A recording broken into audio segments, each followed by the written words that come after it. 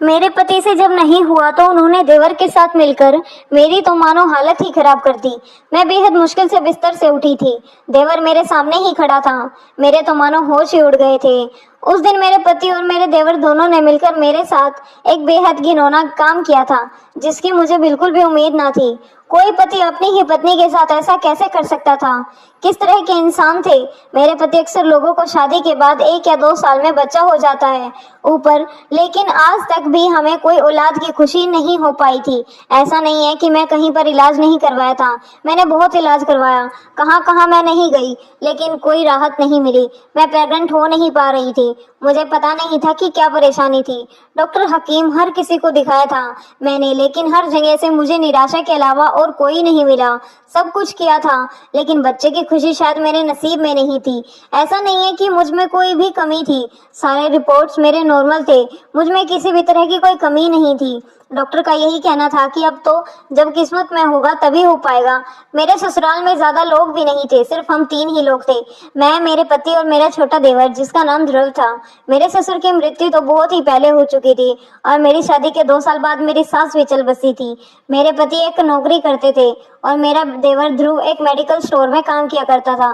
पूरा दिन वह वहीं पर गुजारा करता था और रात को घर पर आता था।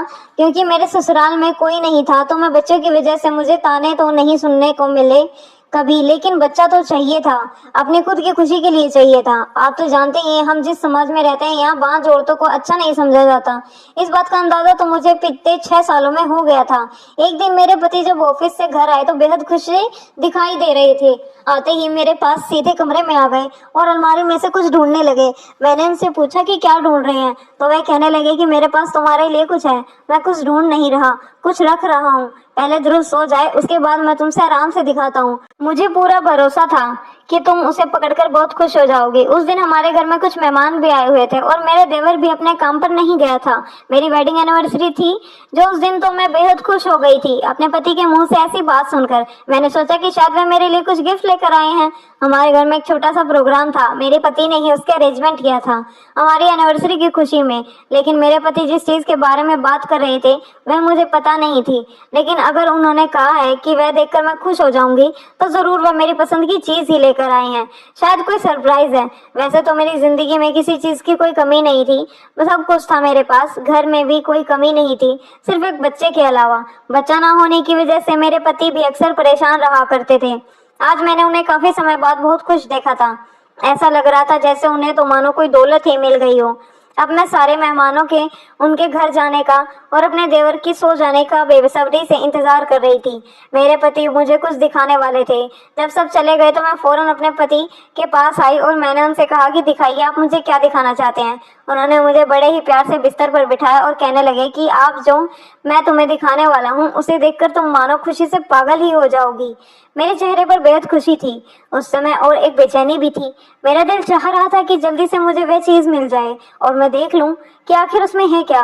वह उठे और उठकर अलमारी की तरफ चले गए और वहां से अपने इस हाथ को पीछे करके एक पैकेट लेकर आए और उस पैकेट के उन्होंने मेरे हाथ में थमा दिया।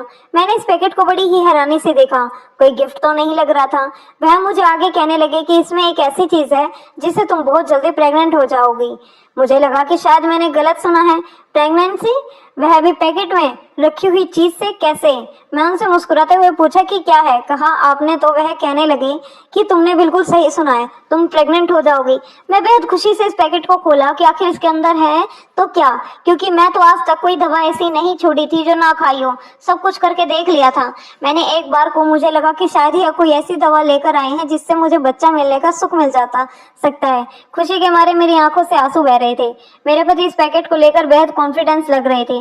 इसी वजह से मुझ में भी उनकी बातों पर यकीन हो गया था। जब पैकेट खोलकर देखा तो उसमें मौजूद चीज को देखकर एक पल के तो मैं बिल्कुल ही हैरान रह गई थी कि यह क्या है। फिर मैं बेहद हैरानी भरी नजरों से उन्हें देखा।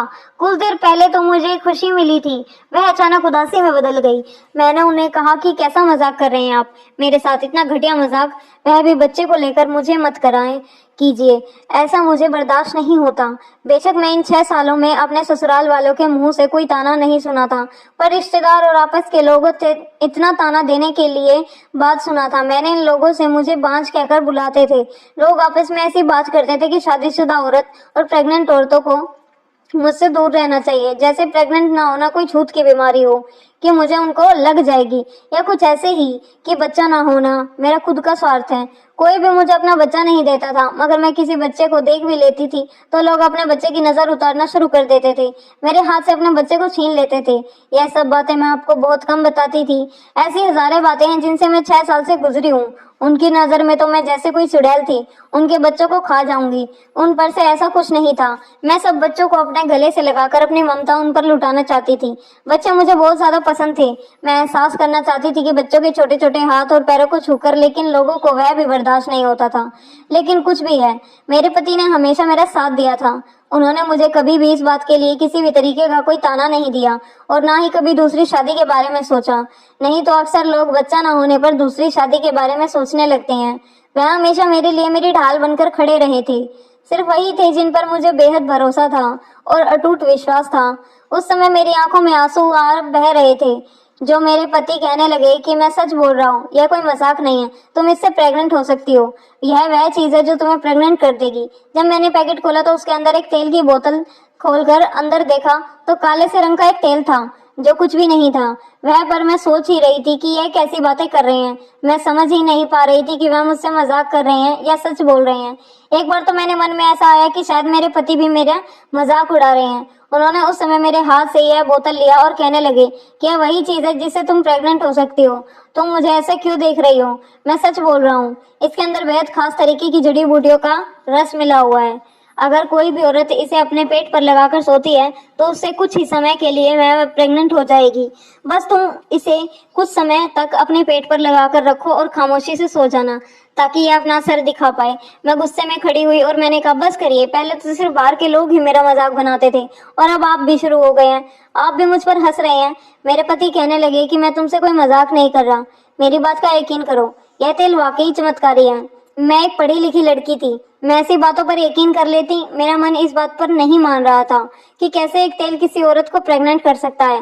लेकिन जब आपके पास बच्चा नहीं हो तो ना आपको हर चीज पर उपाय करने को तैयार हो जाते हो। मैं भी इस अंधविश्वास पर विश्वास कर लिया, सिर्फ अपने पति के कहने पर, क्योंकि उन्होंने कहा था। बस इसीलिए सोचा इतना कुछ आजमाया है तो यह तेल को भी ट्राई कर ही लेती हूँ। उसके बाद मेरे पति ने मुझे इस्तेमाल करने का तरीका बताया और उन्होंने कहा कि मुझे हर रात को उसे लगाना है। उन्होंने कहा, पर मैं यह करने को भी तैयार हो गई। उतने ही देर में उनके फोन पर किसी का कॉल आया और वह फोन पर बात करने के लिए बाहर चले गए। मैं यह बात तो जानती थी कि एक तेल से प्रेग्नेंट तो नहीं हो सकती, लेकिन सिर्फ अपने पति की बात को मानने के लिए मैंने यह किया। अपने पति को नाराज नहीं करना चाहती थी, सिर्फ इसीलिए किया क्योंकि वह मेरे सुख और दुख दोनों में ही साथ थे। उनके अलावा मेरा इस दुनिया में कोई भी नहीं था। इस रात मैंने तेल को अपने पेट पर लगाया और लेट गई। शुरू में तो मुझे ऐसा लग रहा था जैसे यह तेल मेरे पेट के अंदर ही जा रहा है। बहुत अजीब सा एहसास था। वह एक बार को तो मन में आया कि कहीं यह सचमुच कोई जादुई तेल तो नहीं, लेकिन फिर मुझे लगा कि शायद मैं कुछ ज्यादा ही सोच रही हूँ। यह सिर्फ एक तेल ही तो था। कुछ ही देर में मेरा पूरा शरीर पसीना पसीना हो गया और मुझे नींद आने लगी। ना जाने कब इस तेल के बारे में सोचते सोचते ही मैं सो गई और जब उठी तो सुबह हो चुकी थी। मेरा पूरे शरीर में बहुत अजीब सा दर्द हो रहा था। जब मैं उठकर बैठी तो मेरे सामने देखा कि मेरा देवर उस तेल की शीशी को हाथ में पकड़े हुए खड़ा था। मुझे उठाते हुए देखकर उसके चेहरे पर एक शिकन आ गया। कहने लगा कि भाभी, मैं आपको उठाने ही आया था। आज आपकी काफी देर तक सो रही थी। भैया तो कब के ऑफिस चले गए। मैं थोड़ा घबराया हुआ लग रहा था। आज से पहले मेरा देवर कभी इस तरह से मेरे कमरे में नहीं आया था। जैसे तैसे मैं उठी और घर का काम किया और नाश्ता बनाया और कुछ दिनों तक मैं हर रात उस तेल को लगा रही थी। यकीन नहीं था, लेकिन सिर्फ अपने पति के लिए ऐसा कर रही थी। धीरे धीरे मुझे एहसास हो रहा था कि मेरी तबीयत थोड़ी खराब सी रहने लगी थी। अजीब सी बेचैनी होती थी तेल को लगाकर। एक दिन मैं डॉक्टर के पास गई तो डॉक्टर ने मुझे एडमिट कर ही लिया। उन्होंने मुझे कुछ दवाइयां दी जिनकी वजह से मैं कई घंटे सोई रही। मेरे काफी सारे टेस्ट किए गए, लेकिन मुझे कोई बीमारी नहीं थी। फिर ना जाने क्यों मेरा शरीर पसीना पसीना हो जाता था। अजीब सी घबराहट रहती थी। मुझे कुछ देर बाद ही डॉक्टर ने आकर एक ऐसी खबर सुनाई जिससे मेरे पैरों तले से जमीन खिसक गई। कुछ समझ ही नहीं आया। कि खुश होना चाहिए या दुखी। डॉक्टर ने मुझे कहा कि मैं प्रेग्नेंट हूँ और उन्होंने मुझे बताया कि मेरा बीपी लो होने की वजह से यह सब कुछ हो रहा था। कहने लगे कि प्रेगनेंसी में अक्सर यह सब होता है, वह बहुत नॉर्मल बात है। आप परेशान मत हो, अपने खाने पीने का ध्यान रखें। अपनी प्रेगनेंसी की बात को सुनकर मैं बहुत खुश थी। एक उलझन सी थी मेरे मन में, यकीन भी नहीं हो रहा था कि ये कैसा हो गया। एक बार को तो ऐसा लग रहा था कि शायद यह कोई सपना है। जिस खबर को सुनने का इंतजार मैं पिछले 6 साल से कर रही थी, वह खबर मुझे इस तरह से मिली। मैं बेहद खुश थी और उससे कहीं ज्यादा हैरान, क्योंकि मेरे पति ने पिछले काफी समय से मुझे छुआ तक नहीं था। फिर मैं प्रेग्नेंट कैसे हो गई? क्या यह एक तेल का ही चमत्कार था? क्या वाकई एक तेल किसी को प्रेग्नेंट कर सकता है? लेकिन सारी उलझन से बड़ी खुशखबरी मिली थी मुझे कि मैं माँ बनने वाली थी। मैंने इन सब बातों को साइड किया। अपनी माँ बनने की खुशी को मैंने पूरे दिल से जीना चाहती थी। घर जाकर जब मेरे पति ने अपने भाई को यह खबर सुनाई तो ना जाने क्यों उसके चेहरे पर मुझे खुशी नजर नहीं आई।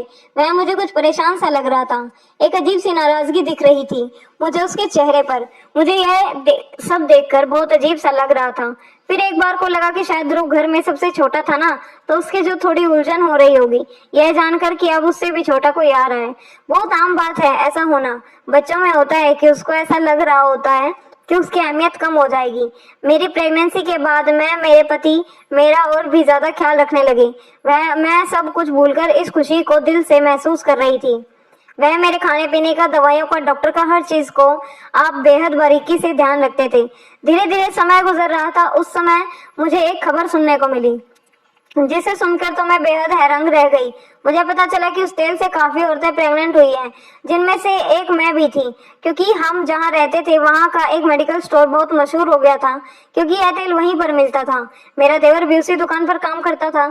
जो भी औरत वह तेल लेती थी वह तुरंत प्रेग्नेंट हो जाती थी। अब तो वह दुकान और भी वह तेल इतना फेमस हो गया था कि अमर किसी भी औरत को वह तेल चाहिए होता तो देवर से ही मांग लिया करती थी। कई बार मेरा मन किया कि मैं अपने देवर से पूछूं कि आखिर उस तेल में ऐसा क्या है, ऐसा कौन सा जादू है उसके अंदर जिससे औरत प्रेग्नेंट हो जाती है। लेकिन जब मैं भी प्रेग्नेंट हुई तो मेरा देवर मुझे कुछ दूर दूर सा रहता था। वह मुझसे ज्यादा बातें नहीं करता था। मुझे कुछ समय नहीं आ रहा था। मेरी प्रेगनेंसी को 6 महीने हो चुके थे। मुझे भी शर्म आती थी उसे इस तरह की कोई बात भी करने में। अचानक एक दिन ऐसा हादसा हो गया जिससे मेरी रातों की नींद चली गई। एक ऐसी ही शाम थी जब मैं किचन में चाय बना रही थी। मेरा पति ऑफिस से घर आए थे और आते ही अपने भाई को छुपाने लगे। वह आने के साथ ही ध्रुव को अपने घर की अलमारी में छुपा रहे थे और साथ ही साथ कह रहे थे कि कुछ भी हो जाए तुम बाहर मत आना। मैं उनसे बार बार पूछ रही थी कि क्या हुआ है, लेकिन वह मुझे कुछ बता नहीं रहे थे, बस ध्रुव को छुपाने में लगे हुए थे। उनको बार बार समझा रहे थे कि कुछ मत बोलना और बाहर मत आना। तभी अचानक पुलिस हमारे घर में आई और मेरे पति को पकड़कर अपने साथ ले जाने लगी। मैं उनसे कुछ बात की वजह पूछ रही थी कि उन्होंने मुझे कुछ भी क्यों नहीं बताया। मेरे पति भी अपने आप को छुड़ाने की बिल्कुल भी कोशिश नहीं कर रहे थे। पुलिस आराम से आई और उनको लेकर चली गई। मुझे नहीं समझ आया कि मेरे पति ने क्या किया है। आखिर पुलिस उनको क्यों लेकर गई है। मैंने रोते हुए अपने देवर को अलमारी से बाहर निकाला। मुझे तो इस पर शक हो रहा था कि जरूर इसी ने कुछ किया होगा जिसका नाम मेरे पति ने अपने ऊपर ले लिया। मैंने अपने देवर को रोते हुए कहा कि तुम्हें शर्म नहीं आई क्या? क्या किया है तुमने? तुम्हारी वजह से तुम्हारे भाई को पुलिस पकड़ कर ले गई। अभी तुम्हारी उम्र ही क्या है जो तुम इस तरह की हरकत कर रहे हो? तुम्हें बताओ तुमने किया क्या है? इनको पुलिस क्यों लेकर गई है? इतने छोटे हो तुम और तुमने इतनी छोटी उम्र में ही अपने पीछे पुलिस को लगा लिया है। उसने बेहद गुस्से वाली नजर से देखा और उसके बाद मुझे कहने लगा कि भाभी क्यों ना पहले अपने पति से ही पूछ लो कि मैंने क्यों किया है या फिर यह सब कुछ उन्होंने ही किया है। मैं आपके किसी भी सवाल का कोई जवाब नहीं दे सकता। मुझे ज्यादा सवाल जवाब मत करो। जो पूछना अपने पति से जाकर पूछो और आगे से अपने काम से काम रखना। मुझे किसी तरह की कोई बात करने की जरूरत नहीं है। उसका इस लहजे में मुझसे बात करना मुझे बिल्कुल अच्छा नहीं लगा, क्योंकि आज से पहले मेरे देवर ने मुझे इस तरह से बात कभी नहीं की थी। वह तो हमेशा मुझसे अच्छे से बात करता था। आखिर क्या हो गया था ऐसा? लेकिन अभी मेरे पास यह समय नहीं था कि मैं उसके व्यवहार को देखूं। मुझे अपने पति को कैसे भी करके घर वापस लाना था। पता नहीं कौन से गलत काम की वजह से पुलिस उनको ले गई थी। मेरे देवर का तो लहजा और तमीज दोनों ही खत्म हो चुकी थी। अगले ही दिन मुझे एक ऐसी खबर सुनने को मिली जिससे मेरी सांस लेना तक मुश्किल हो गया। मुझे पता चला कि जिस मेडिकल स्टोर पर वह तेल मिलता था वहां काम करने वाले लोगों को पुलिस गिरफ्तार कर रही थी, क्योंकि वह दुकानदार उस तेल में बेहोशी की दवाई को मिलाता था और इस तेल को जब भी कोई औरत अपने पेट पर लगाती थी तो यह बेहोश हो जाया करती थी और उसके बाद यह लोग ना जाने उसके साथ क्या क्या करते थे और कुछ दिन बाद वह औरत प्रेग्नेंट हो जाती थी। और मेरा दिमाग तो ये बस यह सोच रहा था, कर फटने लगा था कि मुझे समझ नहीं आ रहा था कि मेरे पेट में जो बच्चा है वह मेरे पति का है या किसी और का। तभी मुझे जानना वह दिन याद आया जब मेरा देवर उस तेल की शीशी को लेकर मेरे कमरे में खड़ा था। मुझे उस पर शक होने लगा क्योंकि वह ही उस मेडिकल स्टोर में काम करता था और वह उस तेल को बेचा करता था जिसको मैं इतना महसूस सा बच्चा समझ रही थी। वह दरअसल मासूम नहीं था। मेरी तो रूह कांप गई थी यह सोचकर कि उसने ना जाने कितने औरतों के साथ क्या क्या किया है। कहीं मेरे पेट में किसी और का बच्चा तो नहीं। मैं जमीन पर बैठकर जोर जोर से रोने लगी। ले सवाल यह भी था कि अगर मेरे देवर ने किया है तो मेरे पति को पुलिस क्यों लेकर गई। मुझे कुछ भी समझ नहीं आ रहा था। यह सारा किया धरा मैं जानती हूँ कि मेरे देवर का ही था। मुझे अपने पति को कैसे भी करके बेगुनाह साबित करना था। उसी समय दरवाजा खुला और मेरा देवर कमरे में आ गया। उसके हाथ में एक बैग था जिसको वह छुपाने की कोशिश कर रहा था। वह बेहद तेज कदमों से अपने कमरे की तरफ जाने लगा। मैं समझ गई थी कि हो ना हो इस बैग में जरूर कुछ ऐसा है जो वह मुझसे छुपाना चाहता था, या शायद उस पैकेट की वजह से ही मैं अपने को बेगुनाह साबित कर पाऊंगी। नहीं तो वह ऐसा छुपा कर क्यों ले जा रहा है। परंतु उसके पीछे पीछे गई। खिड़की को हल्का सा खोल कर देखा तो मेरा देवर उसके पैकेट को अलमारी के कपड़ों के पीछे छुपा रहा था। उसने अलमारी को बंद कर दिया और चाबी को एक बॉक्स में डाल दिया। अब मुझे बस एक मौका चाहिए था, जिसे वह बॉक्स चाहिए था जिसमें अलमारी की चाबी थी। मैंने बहुत इंतजार किया। जब काफी समय हो गया और मेरा देवर गहरी नींद में सो गया तो मैं चुपके से उसके कमरे में गई और उस पैकेट को अलमारी से मैंने जैसे तैसे करके निकाला और उस कमरे से चुपचाप कर बाहर आ गई। अपने कमरे में आने के साथ ही सबसे पहले मैंने अपने कमरे का दरवाजा बंद कर लिया और उस पैकेट को खोल कर देखा। जैसे उस बैग को खोल कर देखा मेरे कदमों तले जमीन निकल गई। मुझे समझ नहीं आ रहा था कि मैं क्या करूं, क्योंकि बैग में बहुत सारी टेस्ट ट्यूब रखी हुई थी। मुझे कुछ समझ नहीं आ रहा था कि यह सब क्या है, क्या काम है। इनको मैंने बस सोच लिया था कि मैं पुलिस को लेकर जा रही हूँ, उससे सब सुबह ही यह दे दूंगी, शायद वह कुछ पता कर पाएंगे। अगले दिन सुबह होने के साथ ही सुबह मैंने पहले वह बैग लेकर पुलिस के हवाले कर दिया। पुलिस ने उस बैग में रखे टेस्ट ट्यूब को लैब में भेज दिया और उन सभी औरतों की डीएनए सैंपल भी जिन औरतों को उस तेल की वजह से गर्भ धारण हुआ। जब भी टेस्ट हुए थे साथ ही साथ उन्होंने मेरे देवर को भी पकड़ लिया था। सब लोगों की टेस्ट कराए जा रहे थे। तभी एक ऐसी बात सामने आई जिससे मेरी सारी खुशियां दुख में डूब गई। मुझे पता चला कि मेरे कोख में जो बच्चा है मेरे पति का नहीं, देवर का है। साथ ही साथ जितनी भी औरतें उस तेल से प्रेग्नेंट हुई थी उन सबकी कोख में मेरे देवर का ही बच्चा था। क्या था यह सब, ये क्या कर रहा था वह उनको, तो मैं एक छोटा सा बच्चा समझ रही थी। ना जाने उसने कब से और क्यों यह सब चीजें कर रहा था। मोहल्ले की वह डॉक्टर जिसे मुझे एक रात के लिए अस्पताल में एडमिट कर लिया, वह भी इस काम में साथ में शामिल थी, क्योंकि हमारे मोहल्ले की ज्यादातर औरतें इस अस्पताल में जाया करती थी। वह लेडी डॉक्टर औरतों की किसी न किसी बहाने अस्पताल में एक रात के लिए रोक लेती थी। उसके बाद ये टेस्ट ट्यूब की मदद से यह सब करते थे। सब कुछ सबकी मिली भगत थी जिससे यह लोग बहुत पैसा कमा रहे थे। ये सारी बातें मेरे देवर ने पुलिस को बताई, लेकिन मेरे पति तो अभी भी जेल में थे। उनको मैं बेगुनाह साबित कैसे करूं। मैं पुलिस से बात कर रही थी तो मुझे एक बात और ऐसी पता चली जिससे मेरी पूरी दुनिया ही उजड़ गई। मुझे पता चला कि मेरे खुद के पति भी इस काम में शामिल थे। तभी शायद हमारे घर में कभी किसी चीज को कोई भी नहीं हुई। यह सब लोग ऐसे गलत कामों को करके ही पैसा कमा रहे थे। जब औरतें प्रेग्नेंट हो जाती थी तब यह उनसे पैसे लेते थे। पूरा मामला यह था कि सबसे पहले यह एक्सपेरिमेंट मेरे देवर पर ही किया गया था। मेरा देवर ने ही करवाया था और उन्हीं का प्लान था मेरे देवर को इस्तेमाल करने का। जब वह कामयाब हो गया तो उसके बाद हर रात वह हर औरत से जो प्रेग्नेंट होती थी उनसे कुछ पैसे ले लिया करते थे। उसके बाद हुई आमदनी को यह सब लोग आपस में बांट लिया करते थे। सबसे पहले ही औरतों को तेल देते थे जिससे वह बेहोश हो जाती, और उनको ऐसी दवाई भी दे जाती थी कि बेहोशी की हालत में जिससे उन्हें चक्कर आना, तबीयत खराब होना, यह सब कुछ उन्हें होने लगता था। जाहिर सी बात है उसके बाद औरतें डॉक्टर के पास जाएंगी ही। जब वह डॉक्टर के पास जाती थी तो डॉक्टर एक रात उसको अस्पताल में एडमिट कर लेती थी और इस टेस्ट ट्यूब की मदद से उन औरतों को प्रेग्नेंट कर देती थी। लगता था कि अगले दिन दिखा देती थी, रिपोर्ट में ही वह प्रेग्नेंट है। औरतें भी उस तेल को चमत्कारी तेल समझने लगी थी। मुझे तो खुद पर गुस्सा आ रहा था कि इतने पढ़ी लिखी होने के बावजूद मैं कैसे इन लोगों के झांसे में आ गई थी। लेकिन कहते हैं ना कि बांझ शब्द एक बहुत गंदा शब्द है। जिस जिस औरतों ने इस शब्द को झेला है वह इस कहानी को बेहद अच्छे से समझ पा रही होंगी। जब आपको हर तरफ से बांझपन सुनने को मिलता है तो आप यह जानते हैं कि आप किसी भी तरह से एक बच्चे को जन्म दे दें, ताकि यह जो आपको मिला है वह आपका नाम के आगे से हट जाए। आपके लिए औरतों में 1000 डॉक्टरों को दिखाती हैं, बाबाओं के पास जाती हैं, हकीम के पास जाती हैं, सब कुछ करवाती हैं, और कहीं सब मजबूर और समाज के प्रेशर में आकर इस तरह के काम भी हो जाते हैं। कभी भी अपने घर की बहू बेटियों पर इस तरह का दबाव ना बनाएं। अगर बच्चे आपकी किस्मत में होंगे तो जरूर आएंगे। अगर कोई भी परेशानी है तो डॉक्टर का सहारा ले लीजिए। इस तरीके से तेल, बाबा, हकीम, उन सब का सहारा मत लीजिए। अगर उससे भी आप बच्चे को जन्म नहीं दे पा रही हैं तो इस दुनिया में ना जाने कितने ही अनाथ बच्चे हैं जिन्हें माता पिता की जरूरत है। उनमें से आपकी जिंदगी को भी रोशन कर देंगे और आप भी उस बच्चे की जिंदगी को रोशन कर देंगे। दोस्तों, कहानी कैसी लगी हो कमेंट करके जरूर बताएं। वीडियो को लाइक, चैनल को सब्सक्राइब जरूर करें, साथ ही बेल आइकन को जरूर दबाएं ताकि सबसे पहले अपडेट आपको मिल सके। तो मिलते हैं एक नई कहानी में। जब तक के लिए धन्यवाद।